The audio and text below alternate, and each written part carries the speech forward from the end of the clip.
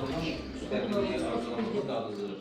Bugün biz onu qeyd edirik və həmin prosesdə əməli olan, həmin müstəqilliyin qazanmasında həm canlı verən, şəhid olan, həm dövlətin olmasına birlikdə iştirak edən böyüklərimizin ruhunu minnətlə və rəhmətlə yad edirik.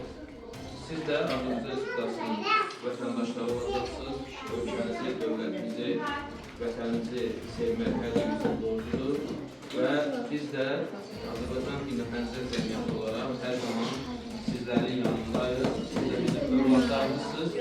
Nə vaxt, nə lazım olsa sizin rəhbərləriniz vasitəsilə biz əlaqə saxlayırıq, öz borcunuzdan çıxırıq, amma siz də vətəndaşlarınız qarşısında öz borcunuzdan çıxmalısınız. Nəyə görə? Çünki vətən bizdən, yəni sizdən daha doğrusu, ağıllı, savadlı, tərbiyəli olmağı tələb edir, dərslərinizi yaxşı olmağı tələb edir.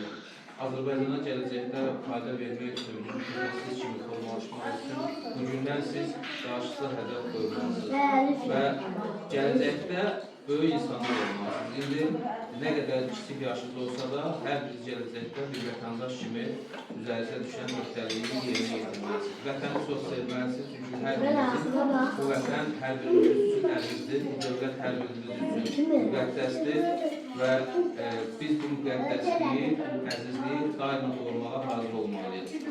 Özümüzdən balaca olanlar var, ona görə bu əsasən onlara da paylaşılmışıq.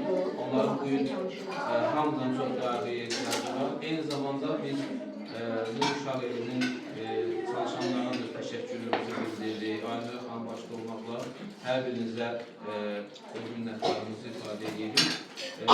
Və inanırıq ki, qarşısına qoyduğumuz bu müqəddəs amal, bu böyük iş nəticəli olacaq və ən azı bir hissə valideyn dəstəyindən məhrum olmuş uşaqların ən azı normal şəkildə qidalanmasını, yaşamasını, gələcək üçün bir vətəndaş kimi yetişməsini təmin edirik.